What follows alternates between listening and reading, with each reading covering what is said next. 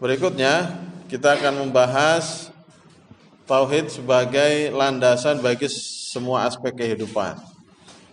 Nah, tauhid dalam pandangan Islam ini merupakan akar yang melandasi setiap aktivitas manusia. Kekokohan dan tegaknya tauhid mencerminkan luasnya pandangan, timbulnya semangat beramal, dan lahirnya sikap optimistik, sehingga tauhid dapat digambarkan sebagai sumber segala perbuatan manusia. Ya, jadi tauhid ini menjadi akar, ya, yang melandasi setiap aktivitas manusia. Aktivitas manusia ini akan tergantung dengan tauhidnya, lemah atau kuatnya tauhid mereka. Ya, kita bisa menilai seorang dari sikapnya, dari aktivitasnya, mulai dari ucapan maupun perbuatan. Orang yang memiliki tauhid yang kuat, maka dia akan bisa menjaga lisan, menjaga ucapan dan juga perbuatannya. Ya, maka semakin kuat tauhidnya, ucapan dan perbuatannya akan semakin baik, tidak merugikan orang lain. Nah, jadi kita bisa menilai kekuatan tauhid seseorang dari ucapan maupun perbuatan orang tersebut. Kemudian di antara syarat diterimanya amal adalah adanya iman dan Islam. Nah, sedangkan pintu masuk Islam adalah ucapan dua kalimat syahadat, sebagaimana yang kita jelaskan di pertemuan sebelumnya, syahadatain. Nah, syahadatain ini adalah tauhid itu sendiri, sehingga dapat kita katakan bahwa tauhidullah atau mentauhidkan Allah ini sangat penting bagi semua manusia, ya, tanpa terkecuali. Semua manusia itu sangat penting, sangat butuh terhadap tauhid, ya, mengesahkan Allah Subhanahu wa taala, agar amalnya yang dia lakukan itu diterima oleh Allah Subhanahu wa taala. Ya, maka orang-orang yang tidak menyembah Allah, amalan kebaikan mereka ya tidak akan diterima oleh Allah. Ibadah mereka tidak akan diterima kalau dia tidak menyembah Allah Subhanahu wa taala. Kemudian manfaat dari tauhid, ya, yang pertama akan menjadikan hati manusia bersatu karena iman. Nah, ini salah satu manfaat dari tauhid. Sehingga mereka saling mencintai karena Allah Subhanahu wa taala.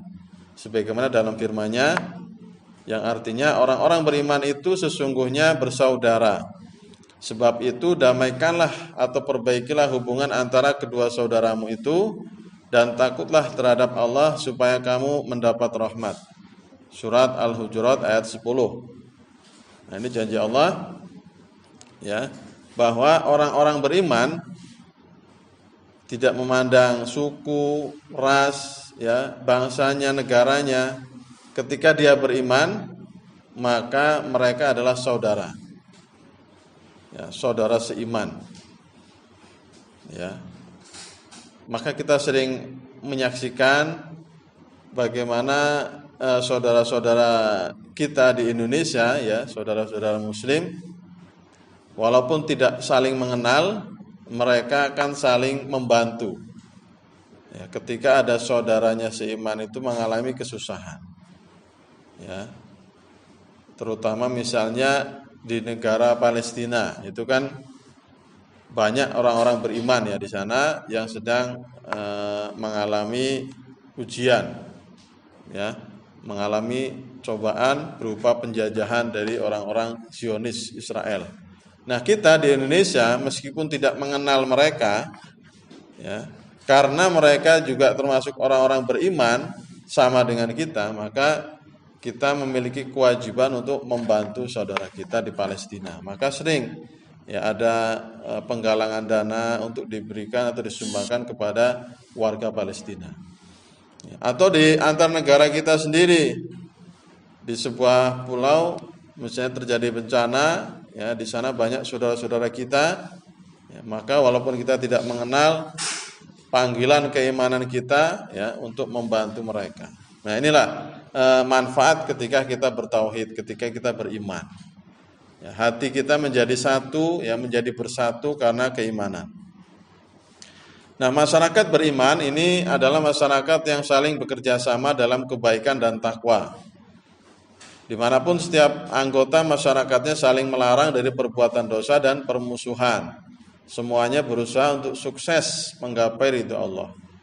Individunya juga merasa takut untuk berbuat zalim, karena ia takut kepada Allah dan takut terhadap terhadap hari di mana ia harus mempertanggungjawabkan semua amalannya.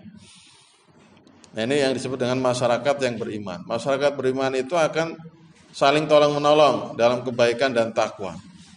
Sebagaimana perintah Allah, wa ta'awanu 'alal birri wat taqwa wa la ta'awanu 'alal itsmi wal udwan. Dan tolong menolonglah kamu dalam kebaikan dan takwa, dan jangan tolong menolong dalam perbuatan dosa dan permusuhan. Nah, ini menjadi prinsip masyarakat yang beriman. Selama dalam kebaikan, masyarakat beriman ini akan saling bekerja sama. Kemudian individunya pun mereka takut untuk berbuat zalim. Ya, takut karena takut kepada Allah, terhadap siksa Allah. Kalau dia berbuat zalim, Allah akan menyiksanya. Allah akan membalasnya, seperti itu. Maka orang yang beriman pasti akan menghindari perbuatan zalim, ya. Kemudian ketika kaum muslimin berpegang teguh dengan tauhid mereka, maka mereka akan menjadi orang-orang yang terbaik. Ini janji Allah, ya. Kamu adalah umat yang terbaik yang dilahirkan untuk manusia, menyuruh kepada yang ma'ruf dan mencegah dari yang mungkar dan beriman kepada Allah. Ya, ini umat yang terbaik di surat Ali Imran ayat 110, yaitu yang beramar ma'ruf nahi mungkar. Menyuruh kepada kebaikan, mencegah dari kemungkaran, dan juga beriman kepada Allah. Ya. Kemungkaran ini semua perbuatan yang dilarang oleh Allah Subhanahu wa taala, itu termasuk kemungkaran. Perbuatan maksiat yaitulah kemungkaran. Ya, perbuatan yang diharamkan dalam ajaran Islam. Maka sebagai umat yang terbaik, kalau ingin menjadi umat yang terbaik, kita harus melakukan amar ma'ruf nahi mungkar sesuai kemampuan kita. Ya, kita melihat kemungkaran, maka kita harus berusaha merubahnya, kalau bisa dengan tangan kita. Kalau tidak mampu dengan lisan, ya, menasihati. Tidak mampu juga, maka dengan hati. Ya, kita menolak kemungkaran tersebut. Minimal itu. Itulah selemah-lemahnya iman. Manfaat tauhid yang kedua, ya, akan membuahkan amal soleh yang diridhoi Allah, sehingga membuka berbagai pintu kebaikan dan mendatangkan pertolongan Allah. Itu manfaat yang kedua. Dengan kita bertauhid, beriman kepada Allah, maka iman itu akan membuahkan amal soleh yang diridhoi Allah. Ya, kemudian Allah akan membuka berbagai pintu kebaikan dan juga mendatangkan pertolongannya.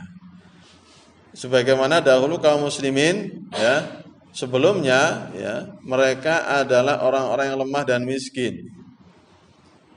Ya, kemudian setelah mereka masuk Islam, beriman kepada Allah dan Rasulullah, kemudian mereka beramal soleh, maka Allah membuka pintu-pintu keagungan dunia kepada mereka.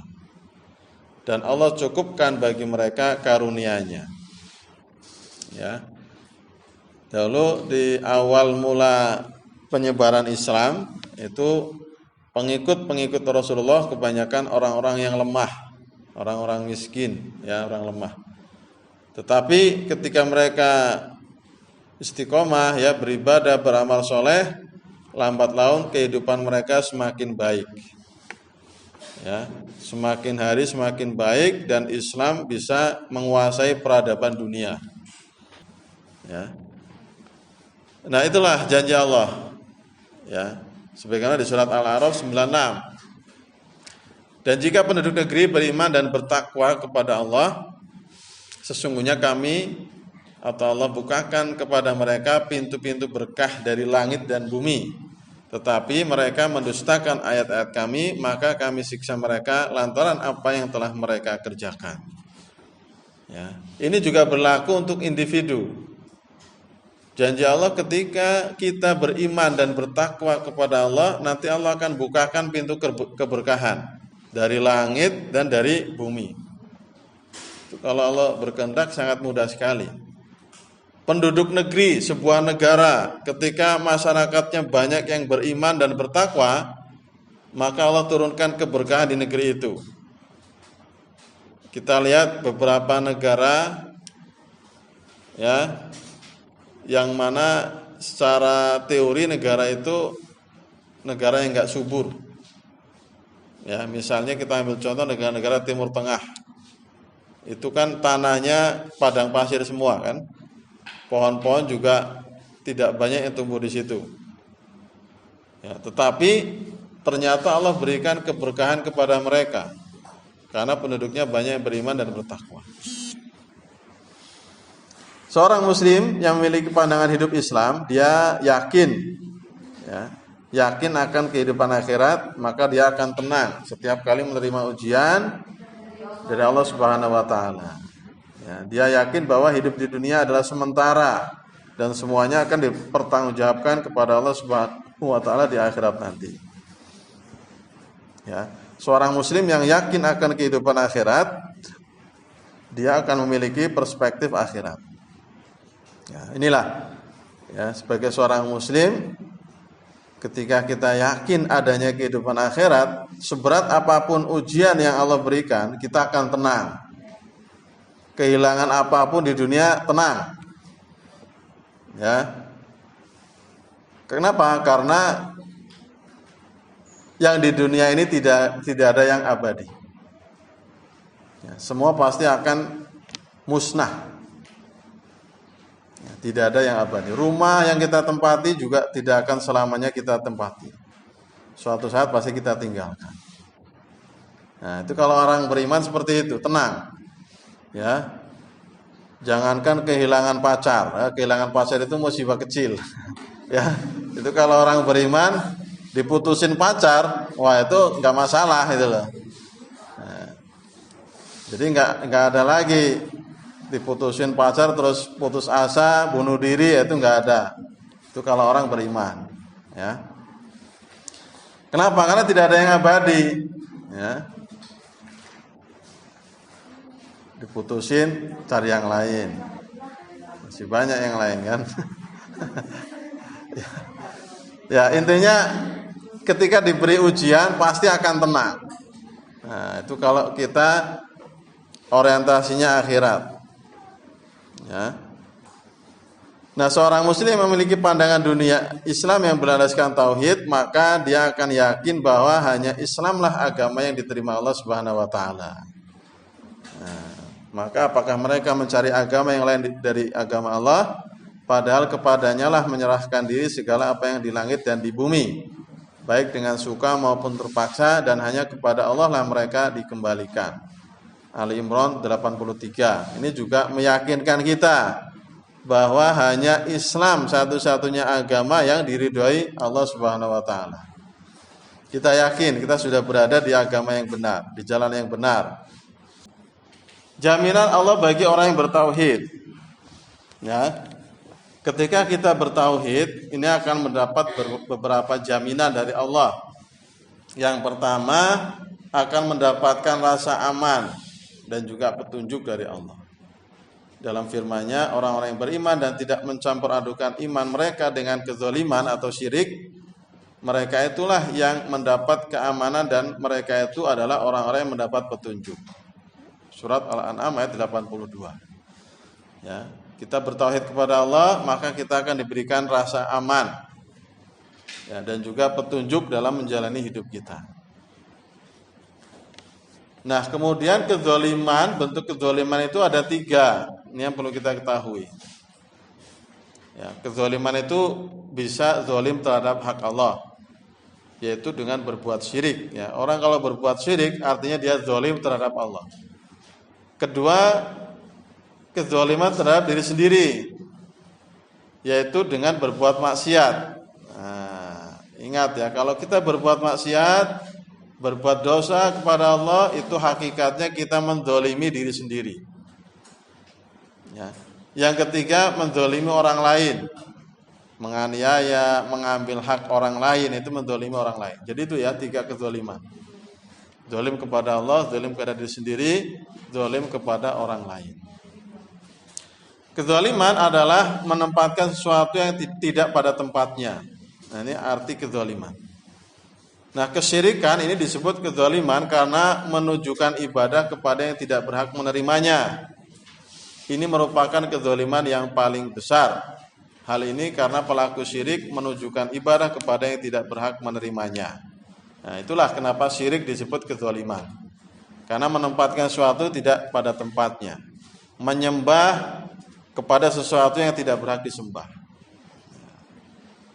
Ini jaminan yang pertama, memiliki rasa aman dan petunjuk dari Allah. Yang kedua, ahli tauhid itu akan masuk surga, dijamin Allah masuk surga. Ya, dalam hadis ini, barang siapa yang bersyahadat, kemudian mengakui tidak ada sesembahan yang berhak disembah selain Allah, tidak ada sekutu baginya, kemudian meyakini bahwa Muhammad adalah hamba dan rasulnya, meyakini bahwa Isa adalah hamba dan rasulnya, dan kalimat Allah yang disampaikan kepada Maryam, serta ruh daripadanya, dan surga itu benar adanya, neraka juga benar adanya, maka Allah pasti memasukkannya ke dalam surga, betapapun amal yang telah diperbuatnya. Hadis riwayat Bukhari dan Muslim. Nah, ini janji Allah. Ya. Sekecil apapun keimanan dalam diri kita, ketika kita masih meyakini Allah itu sebagai Tuhan kita yang berhak kita sembah, Rasulullah adalah Nabi kita, ya, maka dipastikan ya, kita akan masuk ke surga. Walaupun amal apapun yang kita perbuat, ya, sejahat apapun kita, selama masih ada sedikit keimanan, itu janji Allah akan dimasukkan ke surga. Maka itulah beruntungnya kita kalau terakhir menjadi seorang muslim. Karena sejahat apapun, selama kita tidak berbuat syirik, selama masih yakin bahwa Allah itu adalah Tuhan kita, ya, akan mendapat jaminan masuk surga. Walaupun mungkin nanti harus mampir dulu di neraka, ya kan, dibersihkan dulu dosa-dosa kita di neraka. Tapi nanti ujung-ujungnya akan masuk ke surga. Ya. Berikutnya, jaminan bagi orang yang tauhid diharamkan di neraka. Kalau tadi dijamin di surga, berikutnya diharamkan masuk ke neraka. Ya, sesungguhnya Allah mengharamkan neraka bagi orang yang mengatakan la ilaha illallah, yang diucapkan dengan ikhlas mengharapkan wajah Allah. Nah, pengharaman neraka ada 2 bentuk. Yang pertama, diharamkan masuk neraka secara mutlak. Artinya dia sama sekali tidak masuk ke neraka, diharamkan.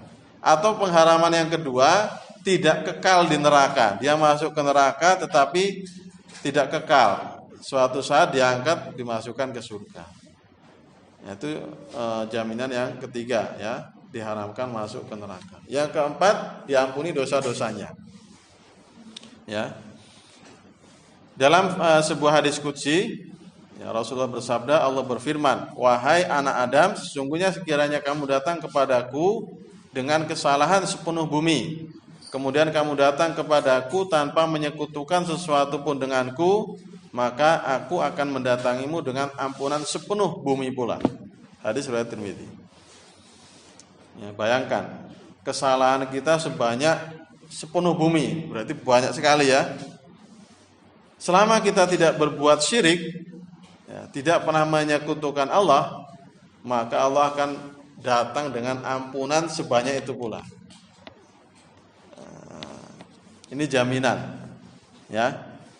Sebesar apapun dosa kita, selama kita tidak berbuat syirik, maka Allah akan mengampuni dosa kita, ya, sebanyak dosa-dosa kita. Kalau dosa kita sebanyak bumi dan seisinya, Allah pun akan datang dengan ampunan sepenuh bumi dan seisinya. Seperti itu. Kedudukan tauhid. Ya, yang pertama, menjadi tujuan penciptaan manusia sebagaimana di surat Az-Zariyat ayat 56. Dan aku tidak menciptakan jin dan manusia melainkan supaya mereka menyembah kepadaku. Itu kedudukan yang pertama, ya. Yang kedua adalah tujuan diutusnya para rasul. Ya, dan sungguh kami telah mengutus rasul pada tiap-tiap umat untuk menyerukan sembahlah Allah dan jauhilah taghut. Diutusnya para rasul, para nabi dan rasul yang jumlahnya sangat banyak. Ya, berapa jumlah nabi? Ada yang tahu jumlah nabi berapa? Ya, ada yang Anda ketahui hanya 25 ya. Ya, padahal jumlah nabi itu 124.000. Ya. Jumlah nabi yang menjadi yang juga rasul itu ada 313. Yang wajib kita ketahui berapa? 25. Nah, itu. Jadi 25 itu yang wajib kita ketahui. Selain itu masih banyak nabi dan rasul yang mungkin kisahnya tidak disebutkan di dalam Al-Quran maupun Al-Hadis. Jadi 25 nabi dan rasul itulah yang dikisahkan di dalam Al-Quran maupun hadis. Selebihnya Allah yang tahu. Ya. Maka ada beberapa nabi yang tidak masuk ke dalam 25 nabi dan rasul, yang kisahnya juga disebutkan di dalam Al-Quran. Contohnya nabi siapa? Nabi Khidir. Dan menjauhi taghut. Taghut itu sesembahan selain Allah. Ya. Beribadah kepada Allah dan mengingkari taghut, itulah hakikat makna tauhid. Kemudian yang ketiga, kedudukan tauhid adalah perintah Allah yang paling utama dan pertama. Ya, dalam salah satu ayatnya Allah memerintahkan yang pertama kali sembahlah Allah dan janganlah kamu mempersekutukannya dengan sesuatu pun. Nah, itu yang pertama. Baru kemudian menjelaskan kebaikan-kebaikan, ya, perbuatan baik. Yang pertama kita kepada kedua orang tua, kepada karib kerabat, anak yatim, orang miskin, tetangga yang dekat maupun yang jauh, ya, ibnu sabil, hamba sahaya. Ya, inilah perintah Allah yang utama dan pertama. Tauhid adalah kewajiban pertama dan terakhir. Ya. Jadi ketika Rasulullah mengutus sahabat Mu'adz bin Jabal untuk berdakwah, yang pertama kali didakwahkan adalah agar mereka mentauhidkan Allah. Kemudian dalam hadis lain juga, barang siapa yang perkataan terakhirnya la ilaha illallah niscaya masuk ke surga. Nah, maka tauhid ini menjadi kewajiban pertama dan juga terakhir. Kemudian tauhid adalah hak Allah yang harus ditunaikan hamba. Ya. Dalam sebuah hadis dijelaskan bahwa hak Allah itu adalah hamba menyembah Allah tanpa menyekutukannya. Sedangkan hak hamba terhadap Allah adalah Allah tidak menyiksanya. Nah ini. Ya. Jadi tauhid itu termasuk hak Allah yang harus kita berikan, yang harus kita tunaikan.